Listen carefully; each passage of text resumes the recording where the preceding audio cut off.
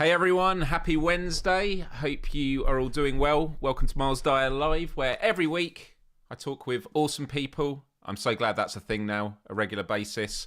All sorts from the fun to the serious. And it's Wednesday, March 4th. We are in the third month of the year. I can't believe it. Where is time flying?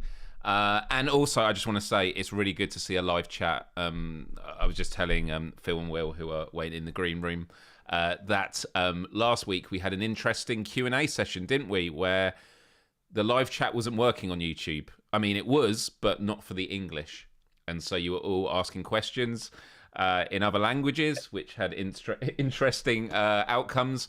And then you all realised you could actually speak like really sloppy English, and that kind of worked. And then at the end, I was saying, don't forget to speak regular English in Without Parole that was on after my show. And it turned out that YouTube was still messed up for them as well, so they had the same problems. But yeah, I hope you're all doing good this Wednesday. It was good to do another Let's Play live stream of Shop and Stuff, Supermarket Simulator the other day. I did want to play Iron Guard Salvation, which comes out, I think comes out tomorrow. I've got that to live stream. And then also tomorrow we've got Rager, which is a game that we're publishing, coming out tomorrow. I played a little bit of it on PSVR 2, testing it, but I wanted to wait fully until it's out. So I'll get a Let's Play of that done. And also I've just been doing some work behind the scenes on some new YouTube content. You see me do these YouTube stories, recommendations on games and things like that. And then finally, there's a poll that I've been running on social media, on my YouTube community tab, on X, Instagram, and in the chat.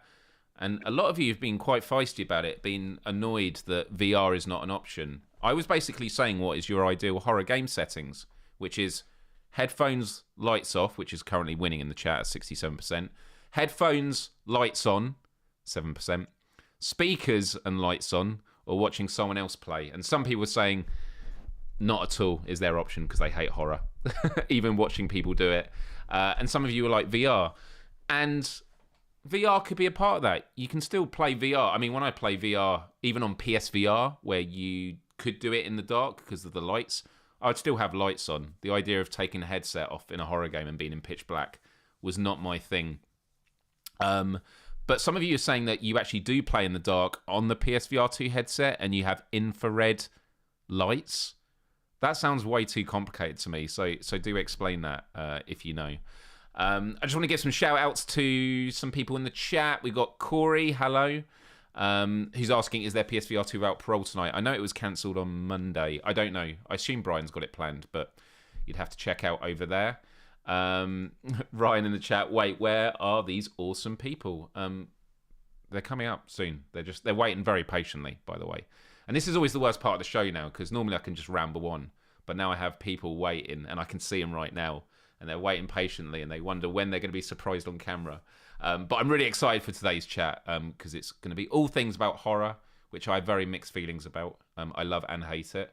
And we'll talk about that in just a minute. Chrome Colossus, hello, Canic Tunes. And then a lot of people I managed to give some YouTube memberships in the chat. Vargelsoft. Vargelsoft was saying this, you voted for headphones and lights off, but I'd probably really be headphones light on. Well, it depends, I guess, if you're playing flat screen games.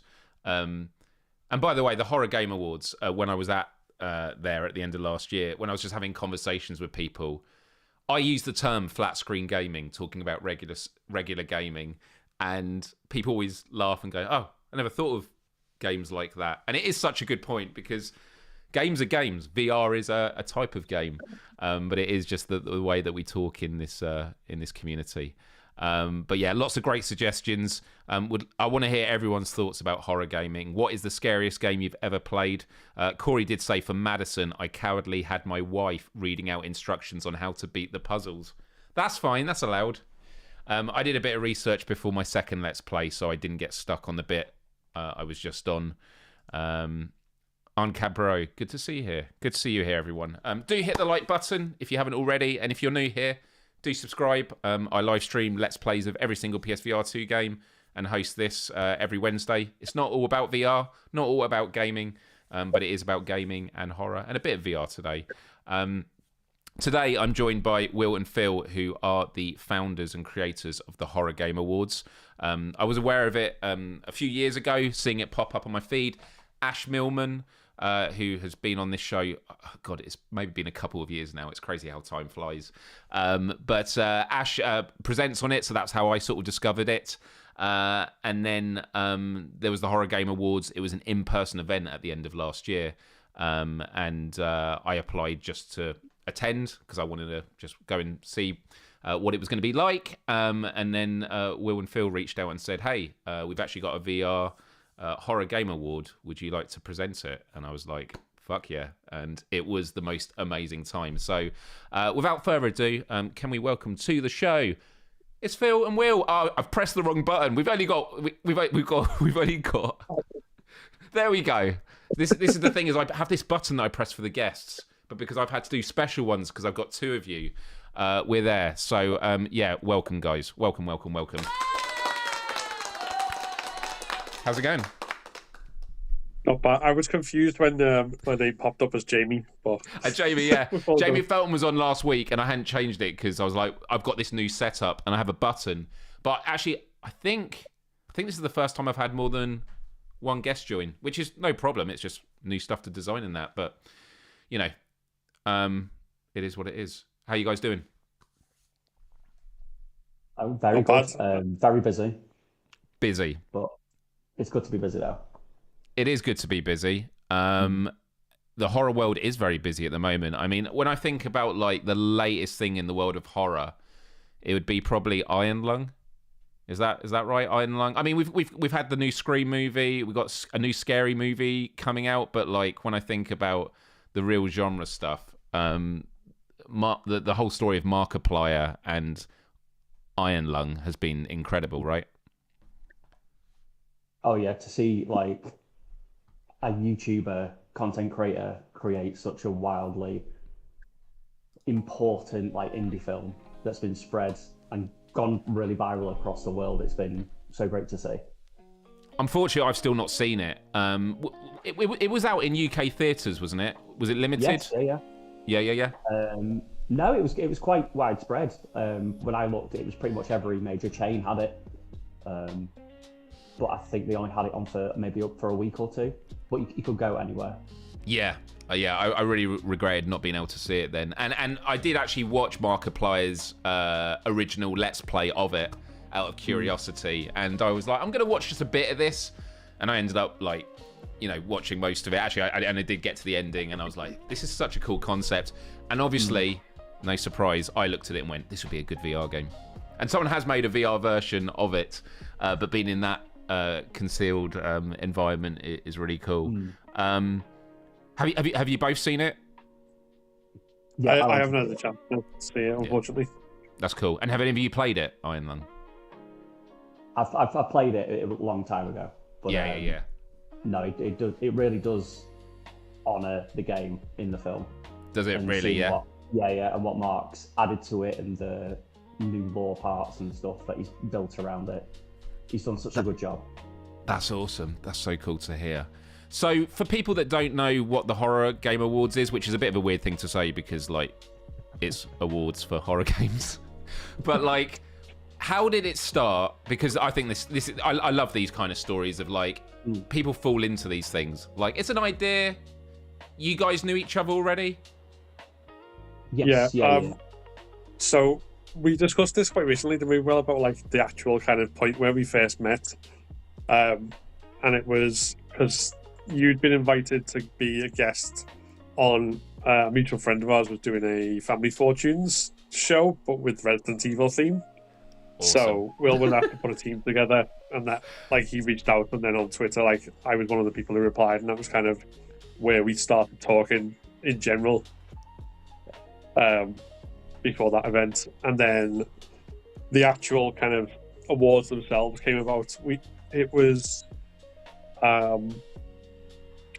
before, I think it was before the Game Awards 2022, but after the nominations had been announced, and we were talking about like basically kind of how obviously there was not horror in the listings, and particularly that year Signalis came out, which is one of, if anyone's not played it and anyone likes horror, and particularly survival horror, it's one of the best like modern survival horror games that's come out of recent years.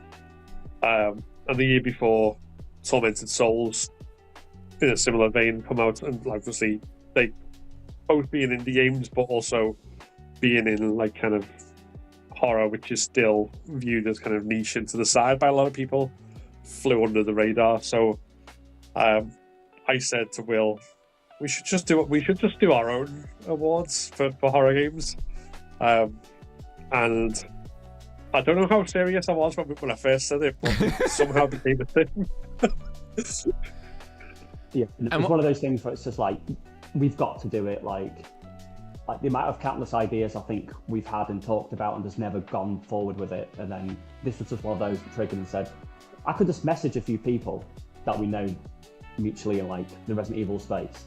And we got, I think, about 14 different content creators that year to do, they recorded and voted their favourite horror game of the year. So it only started off as one award rather than a full award show, if you will.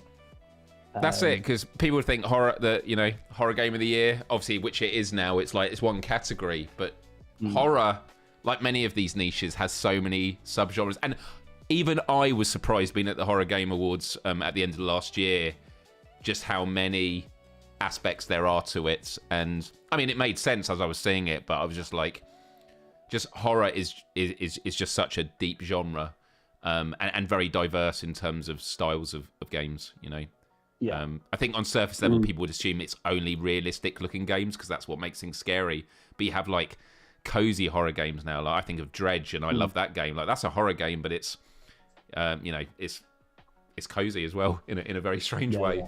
Yeah. Oh no, yeah, certainly. No, it's one of those things we always discuss every year. So like straight after the awards this year, we're like, are we happy with the awards that we have to offer? Do we want to add more? And then it was just like, oh, we could add this genre. And then it's just like, well, if we're doing that genre, we need to add all the different genres. It's just like, we can't really fit all of them in because it could just be like a full day event where we're just choosing every other genre that you could choose from. But yeah, it's such a tough line to sort of follow around, like the amount of different genres when you actually look into it. It's just insane. And so you started off doing them as YouTube live streams? It was videos initially, like so everyone who was kind of involved with our first jury made a video saying, here's my horror game of the year, this is why. Nice. Yeah. And then we made kind of a like compilation video, which I think compared to where we are now, it was very awkward kind of at the time. Just sat in front, like each sat in front of our own computers, and like the setups have obviously evolved since then, but like we were just kind of trying to do this kind of awkward scripted thing, and it came out all right. But yeah, I think compared to where we moved to now, it was definitely like the kind of awkward growing phase. Oh god, yeah. Every time like I look back at it and I try and watch it, I'm like, I can only get like a minute in, and I'm like, the cringe is just too much. I can't. But it's no, it's an integral part that like we were experimenting with it. I've always focused on like Twitter for my content, so it's always very easy to generate. I've never done like video content before, so then to sort of jump into that, it was sort of just like so overwhelming. And the Horror Game Awards, you did one. Did you do one during the pandemic that was in a studio? You did it in a studio, but it was still recorded, or or was it just after the pandemic? Because before you, I know that the one that in December was the first like in person like live audience, but you'd done another one that was in a studio setting, right? We did two. So the first after the 2022, the videos and everything, we did 2023 was our first kind of proper awards. And it looks, I think people are surprised, which I take as a compliment for what we managed to do, because me and Will are in front of a green screen and there's a haunted house background, except we were in front of two different green screens several hundred miles apart, and we just kind of spliced ourselves together. Oh, that was such a painful experience. I can't even. I know the one you're talking about now, and I think I remember seeing that and not thinking of it that way. Yeah, it was pre-recorded separately, but God. we also recorded the bits where we were kind of nodding along to the other person as if they were talking. I mean, no, it's, like not to like bust anyone's illusions, but behind the curtain, this is the kind of stuff. So yeah, I remember. Yeah. No, you go, Will. No, I remember because it was the first time I'd ever worked with a green screen, so I had this thing balanced behind me, and in the shots, I had my arms propping it up so it's stretching it out. I was sat on a travel suitcase, so like this, trying to hold it, and then I had my phone just below like the webcam with the script, so I'm there like it was honestly the most stressful experience we've had at the awards. Even if anyone's ever been to a television centre where they do like game shows, and I worked for 6 months, 20 years ago at the BBC and BBC Comedy, and so I used to go round and look down the sort of the windows at like all the panel shows we have in the UK, and like what the tables are made of, and like everything on the set doesn't look that great. It is amazing how things translate on camera. And it's because like when you're there, you're seeing everything that is not taken out of the edit. And so there is a lot of DIY to it and stuff like that. And yeah, man, that's really, really funny. So what makes you then decide we're going to do an in-person one with a live audience? Well, it was sort of an opportunity that opened up to us unexpectedly. So we sort of had like a roadmap of where we wanted to grow. So I think like the first 5 years we were going to hire like a game studio, right? Like a podcast studio, and record there and do it live. So not like to a live audience, but just live in person. And then I was chatting with the CEO of Lost in Cult, and he was a huge fan of the Horror Game Awards, and was like, why don't we just sponsor you to put on a live award show? And it's just like, okay, are you serious? And I was like, yeah, let's go with it. So then we sort of generated like a plan together. And then it took a while to get that into fruition. But as soon as it was like, go, we had 6 weeks just before the live event. So we planned it months ahead. But to get all the gears in line, it was 6 weeks before the show. We had no venue booked. We had no nothing. Wow. So it was literally, right, we booked the venue that day, and then it was just like, right, let's go. And then literally for, I can't remember how many nights I slept, but I could probably count them on both hands. But it was just like the sheer amount of the countless emails and chasing and figuring out. There was like things we'd never had to deal with, like insurance, like covering for a live studio audience. Never had to deal with that before. So that was just like, whoa.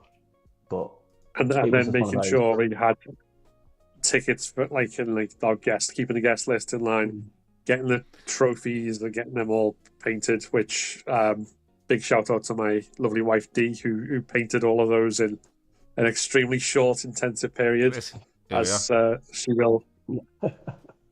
It's awesome. She will remind me. But yeah, like it was just like we had an expectation of what we would have to deal with and put together. But then when you actually start putting the cogs into place, it was like, oh my God, there's so much we need to put into place. So yeah, I think me and Phil pretty much spoke every day, just chasing up, right, have we done this? Have we done this? And then it was just sort of like this, on the day, I remember it just feeling like some sort of fever dream. Like we turned up, the room was completely empty, nothing there. And then click your fingers, it was all there, and then click your fingers, the event was over, and I was like, okay. Yeah, going into that room when I turned up, because it's funny because it was my first time meeting you guys, and like I'm like, this looks amazing, it's great, and I could kind of hear from you, you're like, yeah, it does look amazing. Like there was this real sense of like, it was just the room was huge, all the tables laid out. I'm actually trying to find a photo I can pull up on screen now, but yeah, when I first arrived there, just all the tables, the lighting around the edges, it looks really, really great. And then I was like, oh, okay, this is where I'm going to be presenting an award from. Okay. And I realised I've done a lot of public speaking in my life, but I hadn't done it for a long time. I think the pandemic has definitely been transformative for a lot of people. Like I get anxiety way more than I used to and stuff. And I was like, yeah, this is going to be quite a big event in this way. And dude, the atmosphere was amazing. Like when everyone started showing up and like it was such a big shout out because obviously those on the night, and I think obviously it came across in the live streams, like the issues that we had, like the crowd was just, they pulled us through it. Like there was, I remember just me, Phil and Ash looking at each other going like, oh, what are we going to do?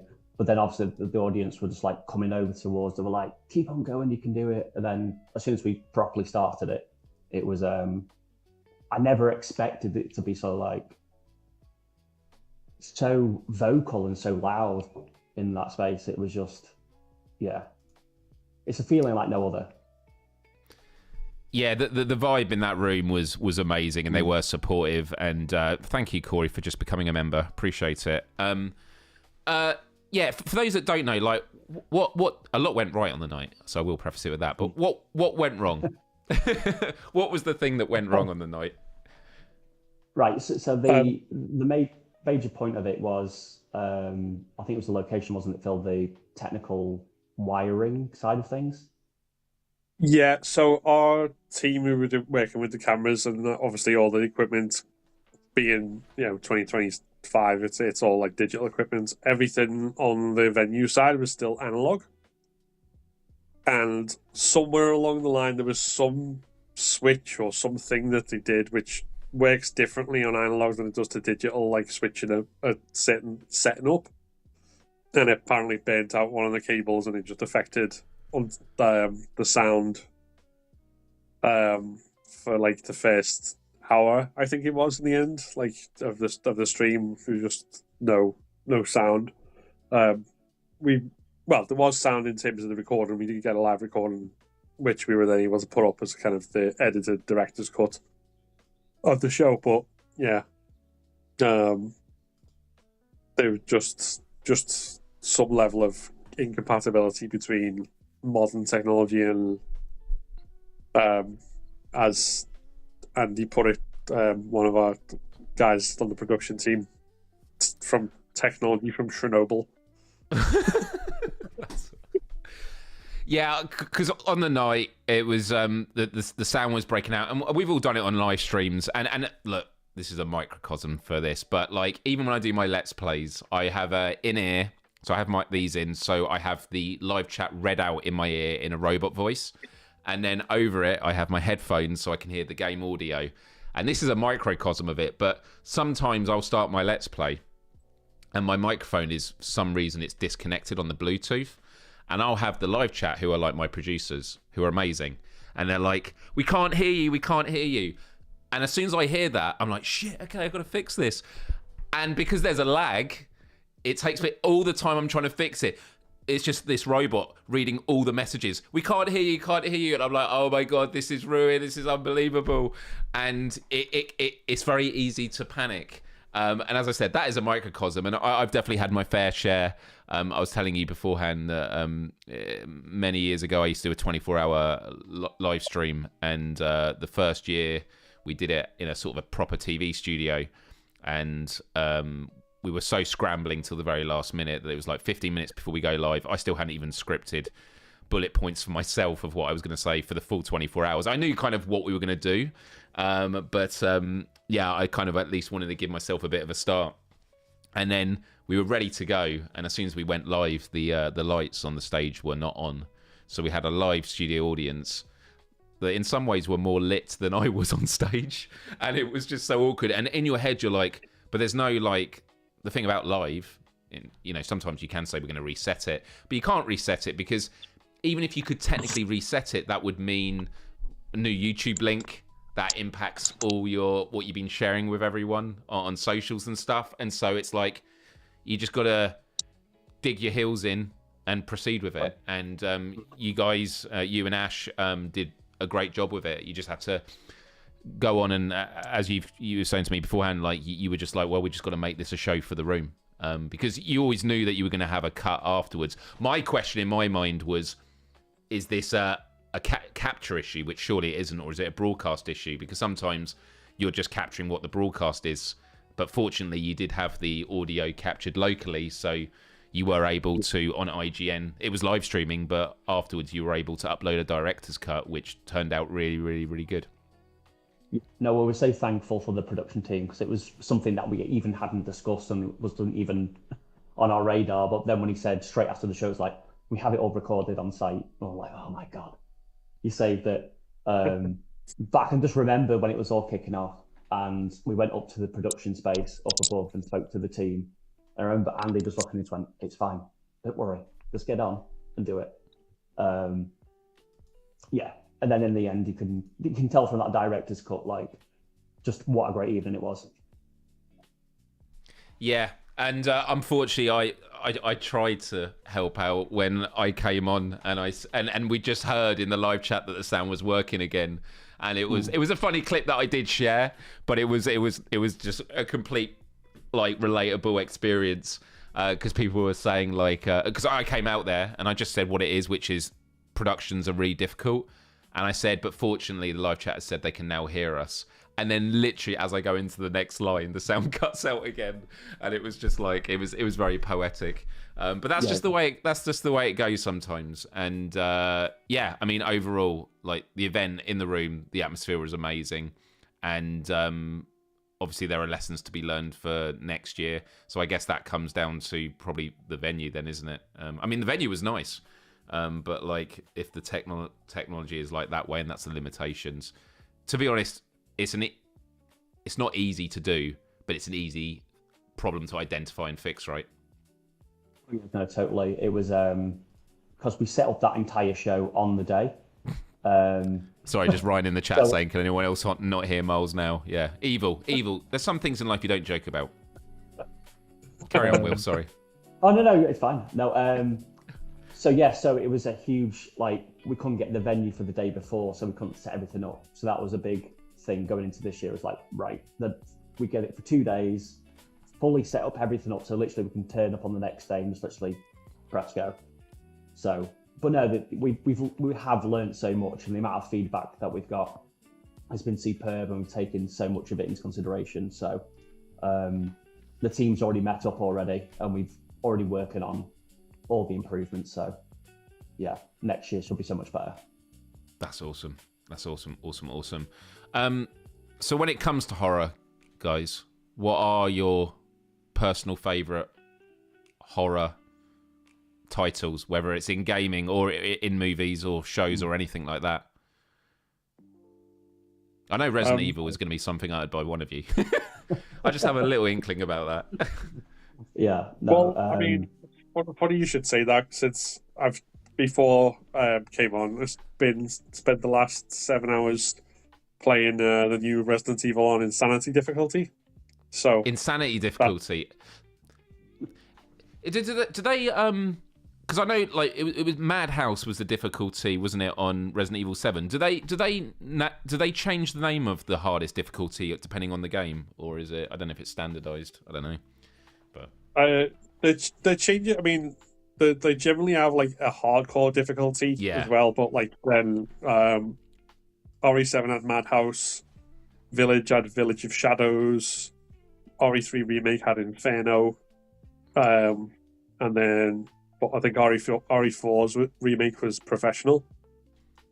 So that one sounds a little more like, calmer. Professional difficulty. Yeah, professional. And how are you finding 9? It's well, I don't want to say too much because I don't know how far along Will is, and it's obviously a brand new release. Yeah. But yeah, it's got something for everyone. Like, I think both of us kind of grew up with the series as like from the PlayStation 1 era. Mm-hmm. And those like original like 1, 2, and 3 fixed camera angles and all that good stuff. And there's definitely stuff for us in there, particularly like one of the 2 playable characters is more survival horror focused. Yes. And then for those who prefer the kind of action side of the series, there's that in there as well with Leon's stuff, and some of it is well, if you've played any game with Leon after 4, I think you know what to expect. Yeah, yeah. No, that's cool. I mean, I am like a lot of people in the chat, VR players in the chat, that we're holding out, hoping that Capcom does a VR version of it. And I'm not going to get into the full like discussion around it because we talk about it on here a lot of the times. But the general feeling is like I think Capcom would do a VR version if Sony funded it, which is what the belief is behind what happened with RE Village and RE 4 remake, which was great. And yeah, like Looper in the chat is already playing it in VR. Like people have already used the VR mods to do it on PC VR, which is great. I don't have that ability, but I would definitely do it if it was an official thing from Capcom. But it was interesting because when PSVR 2 came out, Resident Evil Village came out with a VR mode, and it was great. RE4 then was brought out with a VR mode, which was great, but it was, and even the developers said I think they turned it around in something like 10 months. I think it was less than that. And so there are a lot of moments in it where it just cuts to third person, like climbing ladders, obviously doing a roundhouse kick. I'd happily do that in VR. But and so the question is like, maybe they won't do it for this. But yeah, for me, I don't know. I don't play a lot of flat screen games these days just because I don't have a lot of time, and VR is the thing that I cover. There's a lot of things on my backlog that I own, like Final Fantasy VII Rebirth I still haven't touched, and I own it, and stuff like that. But Iron Lung I might jump into. That's a much shorter game. But who knows? I might jump into it. Will, for you, horror games lately in the last year that have stood out to you? There's been quite a few, but it's for me, it's returning back into those pixelated horror games. So those games like we had Crow Country, Yes. Sorry We're Closed, those kinds of retro-inspired horror games, like that's a really big one for me. And what I've loved all last year. But I also do love first-person horror games like Alien Isolation, the Outlast series, those kind of games. And so when I come to my top game, I always mix it between RE1 Remake and RE7. Because like RE7 honestly blew me away after like where the series got to, and then that came out. That I did experience that in VR for a short while, and that one was absolutely. I had such an awful time, even though I'd played the game and finished it in normal flat screen, having been in VR and doing that camera recorder section of the first part. It was just it is a whole different way to play. So yeah, I truly think there will be a VR version of Requiem, just because it would be a huge selling point for. Like, I don't see why Sony wouldn't do anyway. Like, they've got PSVR 2. If you implement a proper version of that, it's a good reason for people to buy it and explore it. Because it is... Because I think some people don't feel like it's a different jump going in from flat screen to VR. But honestly, it really is, from like a horror standpoint. It is another level.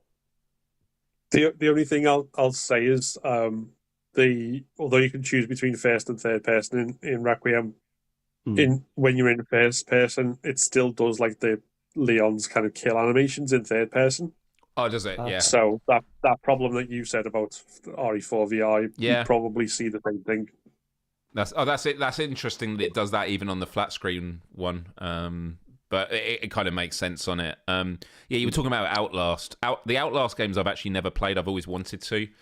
But I did get, because I think it was on PlayStation Plus, it was the new Outlast. I say new. It was the last installment, the multiplayer. What was it called? Outlast Trials?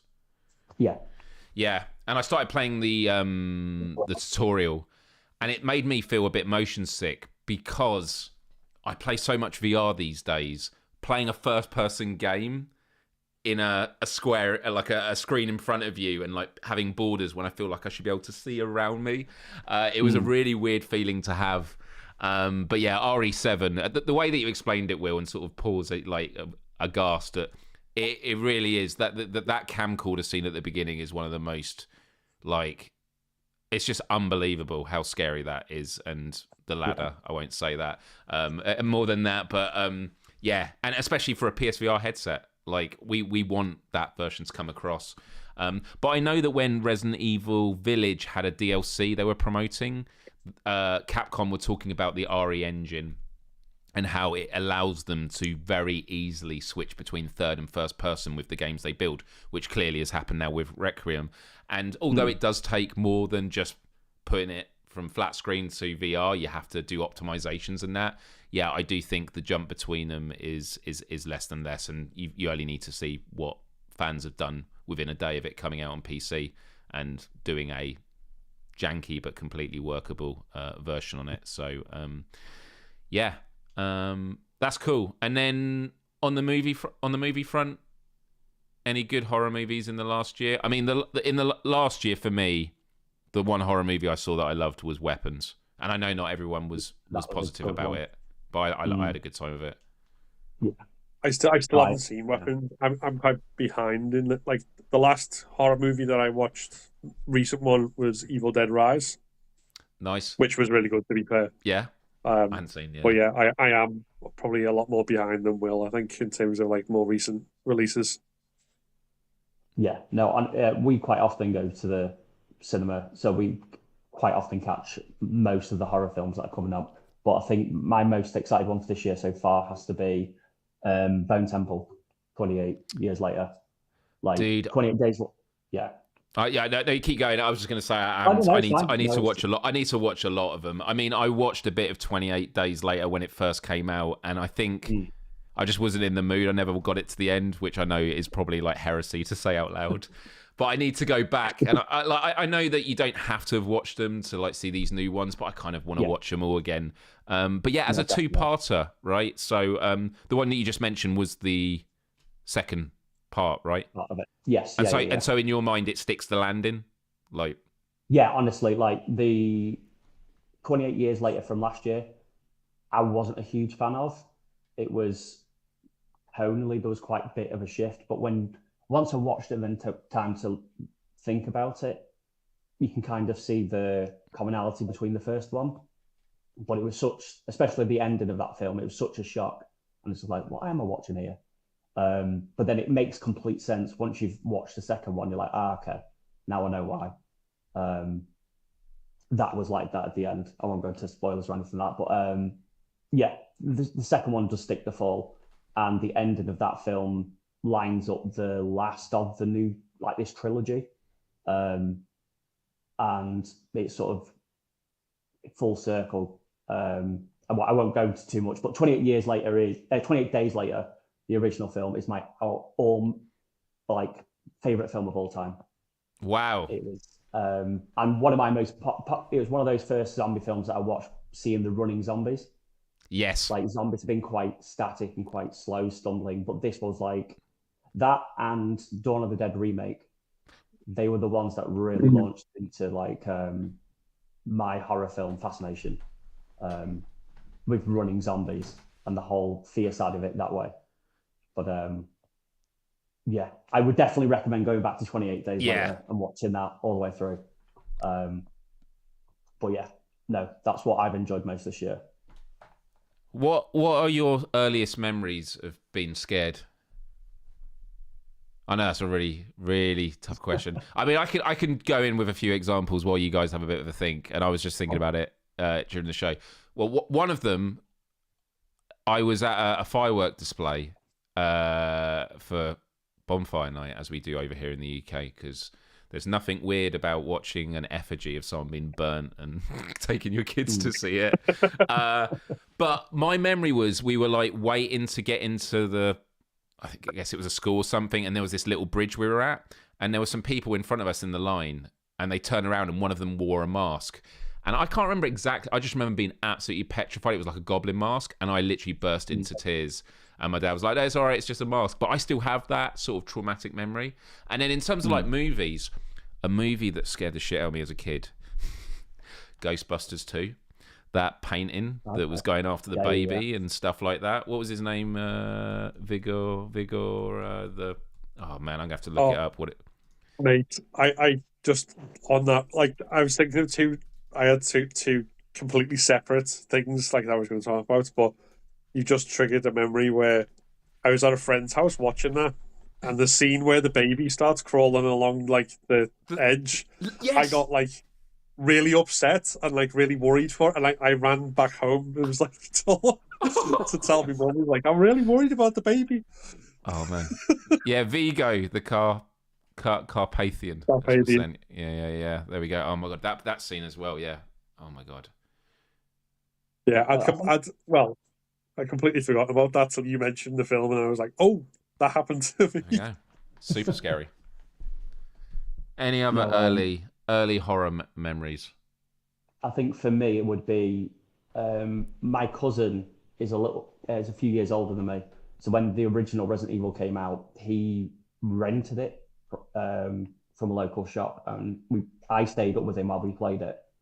And the layout of their house, if you know the first Resident Evil film, where you come to the first save room and then there's that staircase that goes up around and around, so it does like two turns, and then there's like a really long corridor that's got a couple of zombies on it, and their house had the exact same staircase, and their bedroom was at the very end of the corridor, and I vividly remember sleeping in his room, and my view was just looking down this long corridor, and I always envisaged something like a zombie walking up towards me very slowly and then just chomping on me. And that was one of my like scariest, and it's what really made me get into Resident Evil.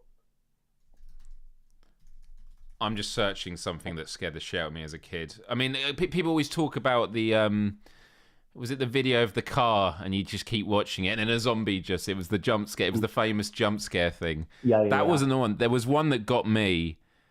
It was like a flash. There was like a website called like it wasn't that. Let me have a look quickly. It was called Albino Black Sheep, was like the animation site. And it was like mostly flash games and stuff. And there was a flash animation which was all about subliminal messaging, and it was like showing you cards and changes and all this sort of stuff. And then at the end it talks about subliminal messaging in music, and it plays you a song. And it was like, I think I'm going to say it was like Cradle of Filth or something, but it's like if you play this music in reverse, you can hear like the devil's voice, and you hear it, and it's really slow, and then there's a jump scare and all these flashing images of all these really horrible looking faces and that got sent to me. And I remember in my parents' study as a kid, and I was home alone when I watched it, and when that happened, I kid you not, I ran out the study to my bedroom. I had a one of those, what's it, the cabin beds where the desk comes out and you can go. So I had to climb up into my bed, put the covers over me. Like, it was the longest run away from a computer screen, but I had never felt that sense of scare, and yeah, absolutely freaked the fuck out of me. Someone says they remember that video. I'm glad it wasn't just me. Guys, so what is it about horror that makes it so popular? Like, why do we like to scare ourselves? Like, and what drew you guys to wanting to celebrate it in the way that you do? I'm just curious.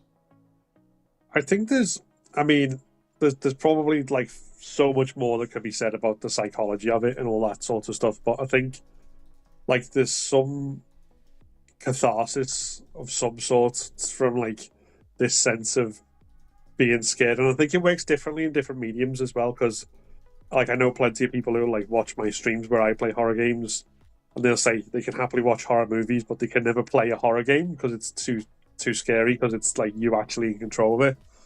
But yeah, I think there's definitely something about that kind of release of like, because it's a release of tension, right? So you like through like, if it's done well, it's like this anticipation's building up, and you kind of like, oh crap, something's about to happen, or something's building up and something's waiting in the wings, and then all of a sudden, like, not necessarily a jump scare, but there's some kind of release, whether it's like, you see something like scary happen or whatever, and like I think that it's like a thrill ride. It's like the same reason we go on roller coasters, but probably more prolonged. Yeah. Although some people would happy to go on a 1 hour 30 roller coaster. I don't know if my body could take it.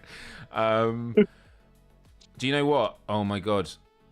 I've just been sent the link to this subliminal video. I just checked on ChatGPT and it's literally found it. Holy shit, this is it. I don't know if I can play it because I don't know what the scary oh my god. I'm just checking to make sure the faces at the end are not like gonna get me in trouble. Oh shit, there is some pretty horrible stuff on there. Never trust. God, this is really creepy. I can't share it on screen, but it's like it just starts off like this. I'm just gonna. It's like this sort of stuff, and then it goes through like different subliminal messaging, and then at the end, it's the Lord's Prayer. It plays it backwards, and then it has all these really like horrible faces that pop up on screen. Literally in the last 3. Oh god, there is some really like horrible stuff on there that some horrible things I wouldn't share. So yeah, that scarred me. Yeah, Corey saw it. You knew what I was fearful of. What is it that you guys both look for in horror? Like your personal enjoyment in horror? Like what makes a good horror game for you guys? I like that part of like escapism, like putting me into a scenario that's so out of the realm, and just literally placing you with, like, if you build a world with the music and everything else, it completely fully envelops you and fully takes you in. That's what I like to see. But I also like, getting into those like retro inspired games as well, taking me back to those times where, like, now I know like horror games aren't explicitly like real, like the experience, but as a kid, it felt so real. So being able to like relive those kind of experiences is what I kind of look for every year. I love that. And you, Phil? I think when I was younger, like, and to a degree now, like I've always loved like a good story, and particularly something you can immerse yourself in. So it was always like fantasy and horror were always like the kind of two main genres, because it was something otherworldly and escapism and like kind of felt real in that way. Like just as much as I was like playing like the Resident Evil games, I was reading like Goosebumps when I was like younger, and then like as I got a bit older, dude, yes. Goosebumps was so good. What was your first like Goosebumps? Because they had the TV show. The Goosebumps episode that freaked me out was the one with was it the teacher in the library who was an alien? And just that reveal was really horrifying on the TV show. Freaked me out. Yeah. They had the best covers as a kid. Yeah. The book covers were so good. I never saw the TV show, but like I used to like read like loads of when they had the covers that were like the gunge with whatever it was in the middle. Yeah, and they were like bumpy, weren't they? They were like 3-dimensional, the covers. Oh, yeah. I actually looked at what they were in America. Sorry guys, in America your covers were boring. They were so boring. What was the mask one? Yeah, oh my god. Yes. Holy shit. The Haunted Mask. So this was what it looked like in the US. So it looked like that. Okay, that's fair enough. And then in the UK, as you were saying, Phil, it was like that. And it was all bumpy. Like all the bubbles and all of it. The whole book was bumpy. Super creepy. That was good. I remember that one now. Like the ones like that kind of still stick in my head was the Night of the Living Dummy, Say Cheese and Die. Yeah. But yeah, the Haunted Mask one, like now that you said that, like I recognized the cover. I was like, I did used to own that at one point. Pretty sure. And they were all like this big, so you could read it in like a night. Yeah. Pretty sure some used to light up as well. I remember a cover where the eyes like had like little LEDs in, and it was yeah. I can't remember which one it was. R.L. Stine just hit the nail on the head, because I know this is a common theme in a lot of horror, but Goosebumps was all about the kids that don't get believed by their parents, because it was like these things are happening to the kids and the adults aren't going to believe them, and so they're on their own with it. And when I went to the States, and this was in the 90s for like Disneyland, it was when they just released the Choose Your Own Ending Goosebump books. As someone who didn't read a lot, my mum was telling me off because I was getting through them so quickly, and I was multiple endings and stuff, and I came home with a massive stack of Goosebump books. And yeah, I mean, even memories now of having the little light that you could clip on the book, so you could read at night in the dark and that. Oh, dude, those were the days. Yeah. Oh my God, you can actually buy the Goosebumps mask. Obviously you can. And actually the dummy one, you got this here. Jesus. The original one, that picture, the original one sold recently. Did it really? Now. Yeah, someone bought it. I can't remember. It was a lot of money, but... Wow. That's wild. Was there ever a Goosebumps computer game? There must have been. Yeah, there must have been some sort of tie-in. Yeah. And then there was a movie with Jack Black, wasn't there? I don't know if Jack Black was... Yeah, that was quite recent, wasn't it? Yeah, he was playing R.L. Stein, like, so it was like a meta thing. Oh, really? Yes. Oh my God. Yeah, Chris says our version was 100% better. 100% better. So, what are the plans for the Horror Game Awards this year? What are the plans, guys? Obviously, I'm not asking you to spill everything out, but like, there's gonna be another Horror Game Awards. But you've got you're gonna be. What are the other sort of things that you do during the year? So our summer showcase, which is called Midsummer Night's Scream, is coming on the 1st of June, which is a Monday, I think. Yes, Monday. Yeah. Just to add to the horror, it's on a Monday. But we're going to be hopefully relatively soonish doing some filming on location and stuff for that. That should be fun. Yes. I won't say any more about it because that's to be revealed. But yeah, can't ruin. Can I ask? And I just want to say to the chat, I have no idea what they're up to, so I'm not here trying to pry out. Have you guys ever done these like horror events where I was once at a YouTube event many years ago, and they had a room that was done like a prison room, and they had these guys dressed up as zombies, and they actually were the people that did the makeup for The Walking Dead. But they do like in real life events, and you can always do those kind of events where you fight zombies. But they were pitching to me this one where it's like a stag do thing where you camp in the middle of nowhere, but your tents are like Velcro, they're not zip, and then literally at 3 a.m. you will get kidnapped, and like they put bags over your heads, and then when they take them off, you're in this underground cave with really messed up stuff happening around you, and like you hear screaming in the woods, and and they do all those kind of horror experiences or like actual haunted houses. Have you ever done any of those kind of things? I have never, but that is a great idea for the awards this year. Okay. Kidnap of 300 people. No, God, I've never done. No, I'll be worried. Yeah. No, it's no. I think we're definitely going to be live again this year. Every year we've always said we want to do it bigger and better and learn from what we did last year. So we anticipate it'll be a bigger, different venue, bigger. And we're toying with some different ideas of what we can do on stage to make things a bit more interactive. So that's kind of the stuff we're toying for the awards. But then we've also we've got a Halloween showcase, which is on Wednesday, the 7th of October.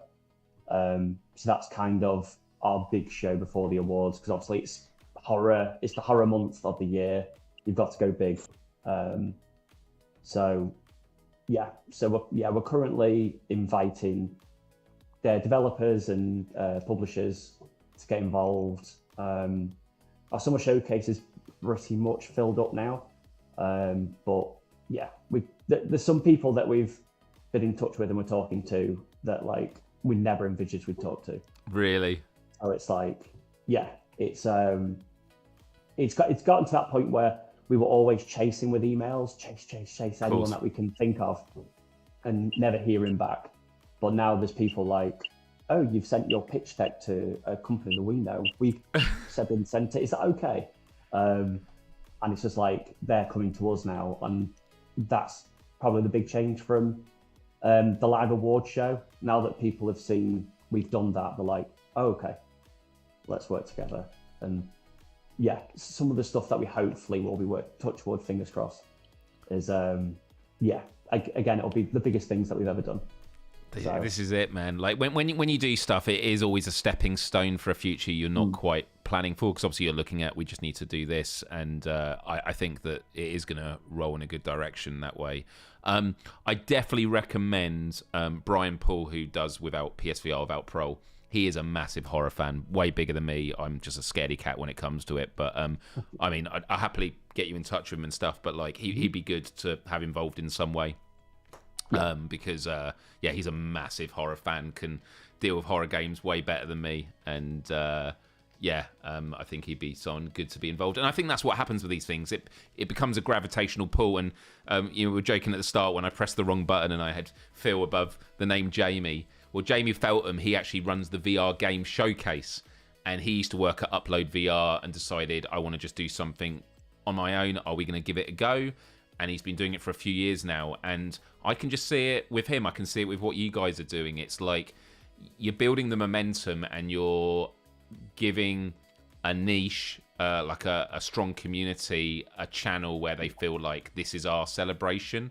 And he's been chuffed with how well it's going, and I can see it continuing to succeed for VR and being like the Game Awards, but for VR, and like the Game Awards for horror. And I find that super, super exciting with everything that you're doing. And if it's anything like the one that I just went to, and actually I didn't say it to you guys directly on the show, I just talked about it before, but thank you for having me involved in that. It's going to be just amazing this year. I'm super, super looking forward to it. It's one of those things that we wanted to do, like an in-person show. Like the UK space is for live events, people attending is so minimal at the moment, and it's always a huge competitive space. So it's like truly an honor to be able to give people a home to come, especially horror fans, to all get together. Because I know, like, obviously content creators always online, never meeting in person, but then there was some great stories of people getting to finally meet. So our presenters, we had Dorco and we had Luigi Kid, and they have been online best friends for years, like when they were very much first starting out, and they'd never met in person. Right. They'd met the first time at the awards. So it's just like stories that we heard of that. It was so great to hear. And yeah, that's the kind of thing that we want to really grow on and make so much bigger. That's awesome. Want to say a massive thank you to you guys for coming on and chat. I can't believe how quickly, like when we were talking about some things, it was like 1:30 the hour. It's always crazy how quickly this stuff flies by. Any questions from the chat? This is your chance to get some questions in for Phil and Will about anything. You can ask them anything that's respectful, of course, but you can ask them for their deepest, darkest fears. What was the last game or movie that gave you a real fright? Is there anything? I mean, Resident Evil 9 probably has some pretty frightful moments in it. It does. I think I gather from mostly from like my chat's reactions when I was streaming it, but I think I've become like a really bad barometer of whether something's actually scary. Right. It's just like, yeah, I don't know, like. It doesn't ruin the experience, but I think there's part of me that wishes I was more scared sometimes. This is how I feel about VR gaming, because I know, and I'm not entirely sure, but I know that if I played a VR game and was just joking around the whole time and being like, I'm in a game, this is stupid, like, it wouldn't be scary, but a part of me just feels like I want to believe that I'm in this place right now. And then when you do it, like Madison VR is still like the scariest thing I've ever experienced, in terms of, we were talking earlier about like you know the roller coaster analogy and that, and Madison is just like relentless dread, like constant dread that never lets up. It's so oppressive, but in a fucking incredible way. Whereas there's a game called Cosmodread, which is such a great name. It's like Dead Space. It's indie developer in VR, and they have some of the monsters in it are spiders, but they're like really massive spiders, and they have an eye underneath them, and the way they move in VR in the corners and stuff. And basically, when you kill them, they come back, they respawn after a while. And the developer put a mode in it called Arachnophobia mode. It's in a lot of these games. But in Cosmodread, if you select Arachnophobia mode, it turns all the monsters and aliens into the spiders. So it does the opposite thing, which is super, super evil. There was a scene that I had on a clip where I didn't realize this could happen in the game, but I'm in a room and there's a row of lockers, and it's literally like the punchline on a joke where it's the third one. So I literally go, is there anything in here? No. Anything in here? No. Anything in here? Open it. It's the spider looking at me. It screams. I slam it shut and it breaks out. And then I keep going in the room, and you have limited ammo. I absolutely hated it. And also you have limited oxygen on this ship.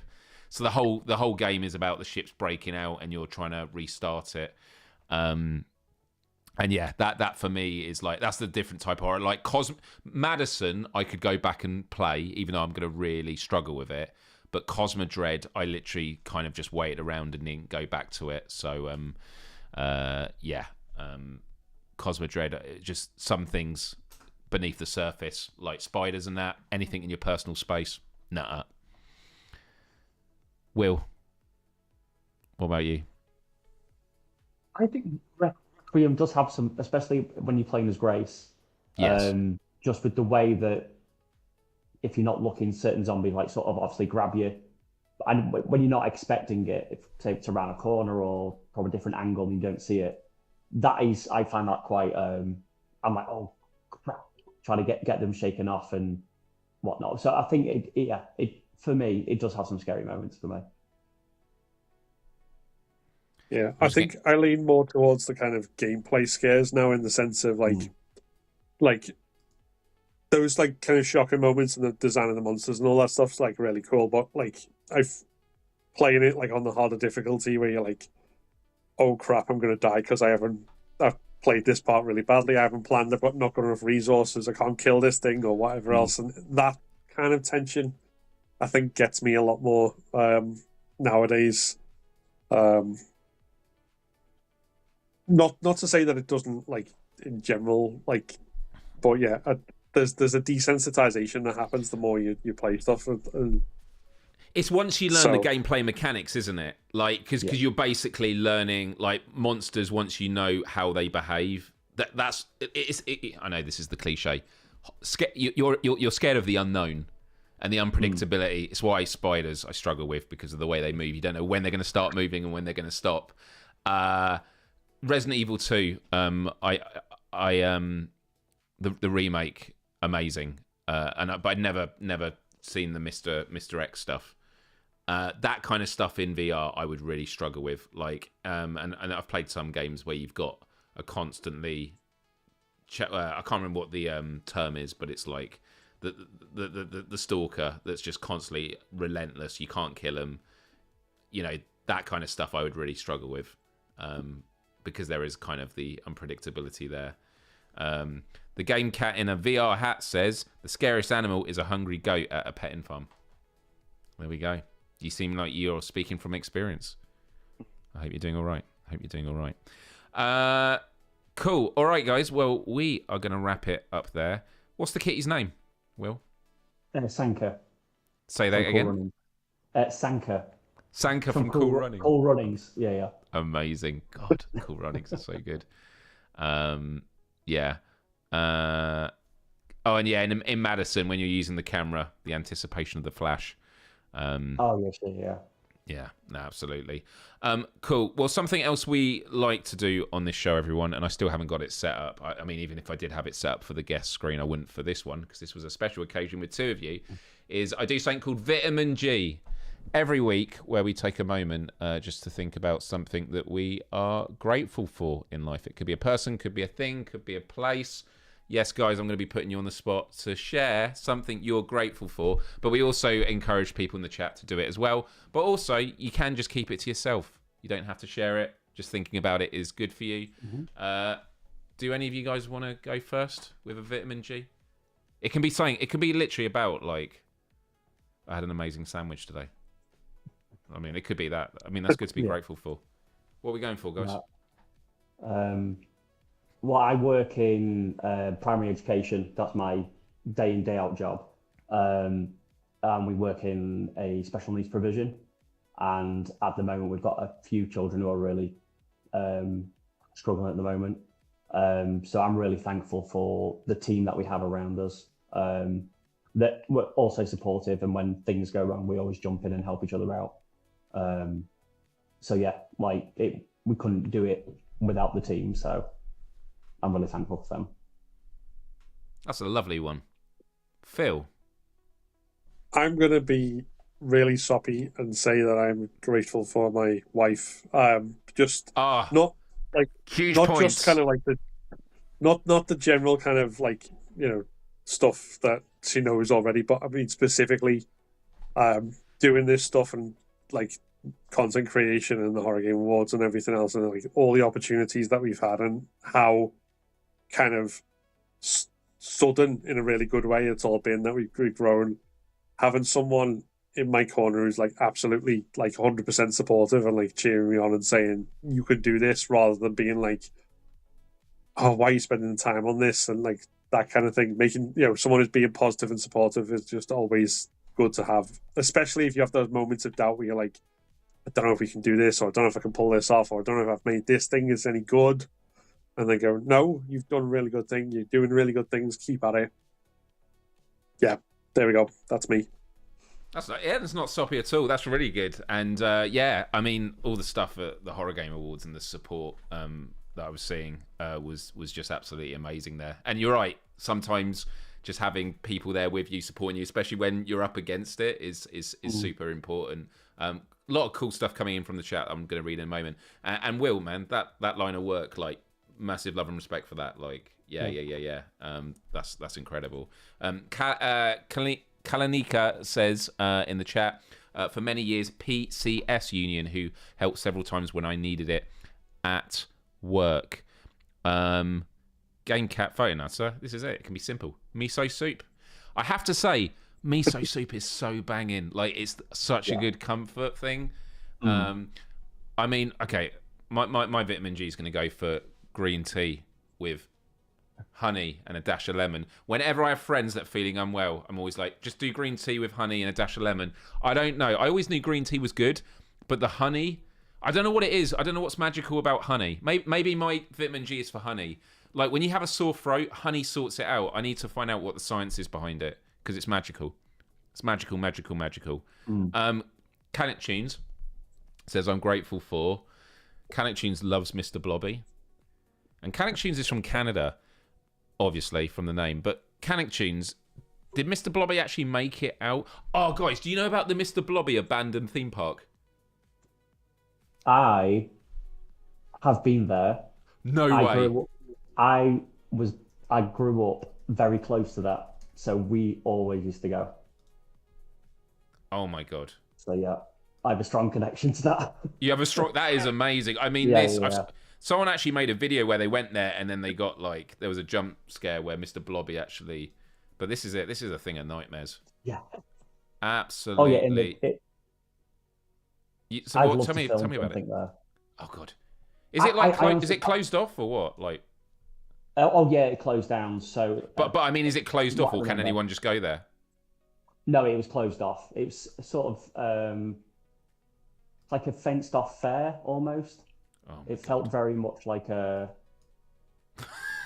sort of like a mini Alton Towers. Oh my God! You'll know if it's inaccessible if Will drags us there to film a showcase one day. I'd love to go there and film it. We've got to film there now. No, Edmund, stop pretending Deal or No Deal is more than it is. This is... Yeah, it was. Even as a kid, like that, I have very vague memories of it. It was awful. Oh, Jesus Christ. I'm just looking at all these. This is a great horror. And for those of you that still don't know who Mr. Blobby is, this is Mr. Blobby. Completely normal British kids show that is genuinely demonic. Creepiest voice ever. Absolutely wild. So yeah, Canuck Tunes, there you go. Grateful for Blobby. You should have said it twice though. I did read that right. Yeah, Blobby. You did. Lots of love for yours, Chris. Actually, Phil, Chris actually backing you both up. I think Chris says he works in the same space that you do, Will. Wow. Corey says, people I care about who care about PSVR 2 and the Game Cats community and others who help out. They're part of a community too. Yeah, there's it's because of the whole underdog thing. I think there's always been that with horror. Horror's had a bit of a longer running, so I think that it's kind of like metal music. I've always been into metal music, and the fact that the Grammy Awards had Spirit Box perform Soft Spine, which is like the hardest like metal song ever, with just screaming vocals throughout at the Grammys. It just shows you how far we've come. And I think horror is definitely is so mainstream now, and VR will get there as well over time. Oh my god, here we go. I bought some miso soup when I had COVID. Forgot to try it. But if still edible, I ought to try it. That miso soup I bought. I don't know. I'm sure it'll be fine. Actually, don't take recommendations. If you have it from me and something happens to you, I'm not a nutritionist, but I'm sure it'll be fine. Was that Mr. Blobby in a horror thing then? No, Mr. Blobby was like, would just turn up at Noel's house party, would ring at the door, and then would just trash stuff. But anyway. Thank you, everyone. Phil, Will, thank you so much, guys. And do check them out. Their Twitter accounts are in the description of this video and the Horror Games Award website. Is there a mailing list people can sign up to? I mean, they should just join the Horror Game show socials. You guys have got an A game on socials. You're very good at posting on there. No, yeah. We try and be as frequent as possible. But yeah, we do have a Discord that we've recently revamped and relaunched, so people can join that from the website. And yeah, we have got a mailing list that you can sign up to on the website, and there will be some exclusive things that you'll be able to around the Horror Game Award stuff through just the mailing list. So if there's anything that you want to get from there, yeah, do check it out. That's awesome. Awesome, guys. Thank you so much. Thank you, everyone in the live chat. Do hit the like button if you haven't already, and do subscribe and ring the bell to be notified of all future Myles Dyer lives and PSVR 2 Let's Plays. I do have at least one horror game in the bank, Trenches VR. It's a World War Trenches game where there's some, I'm just going to say it's a demonic entity. I don't know what it is. But it's kind of like the Slender Man thing. You got to find the notes, but without being spotted by this creature. So yeah. I will get to that at some point. Take care, everyone. And as always, let us know all your final thoughts in the comments below. Thank you very much.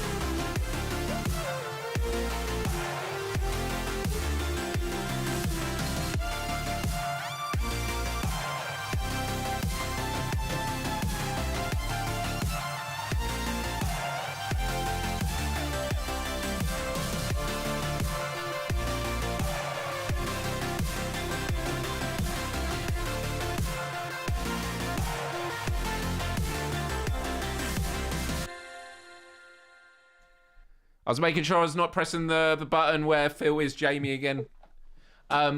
We were just talking about doing a simultaneous live stream or just playing together sometime in Phasmophobia, because Phasmophobia you can play VR players with flat screen players. And by the way, I wish more games did it, because I actually think it's good marketing for VR. Because in Phasmophobia, you're playing a game you love, and like you're playing, and on the TV screen, you see someone in your TV screen going, "Hey Phil, hey Will, I'm actually in here," and I think that's kind of enticing. Of like, shit, they are in there right now. Like that's kind of cool. But Phil was saying that has concerns about motion sickness. So people in the chat might have their tips, but like for me, it's all about start with the games that have like teleportation, don't have a lot of motion, and just get used to it. And then you just basically step up gradually. Phasmophobia is probably not one I would jump into straight away, especially because, and it's no shade at them because I think the game's amazing, it's janky, and like it does have optimization issues at times. Like you do get frame rate drops, and frame rate drops often are what make you feel queasy, because usually motion sickness is all like, it's like when you get if you get car sick reading, because you're looking at something static but your body feels like it's moving. It's the disconnect. And so if you have a game where the frame rate isn't super buttery smooth, or should I say on the flip side, I have friends that get motion sickness in certain games, and then we played this game called Knock that I love.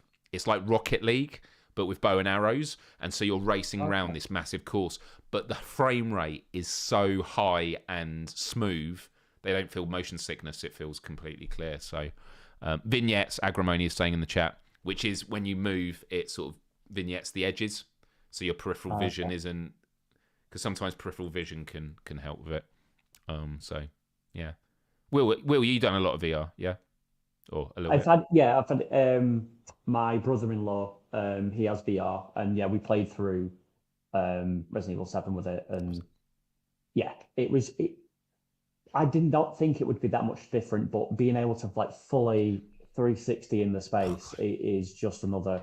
You're always like on a flat screen, you're not always wondering what's behind you, but you're always like, oh my god, what's behind me? Yeah, you can't look away.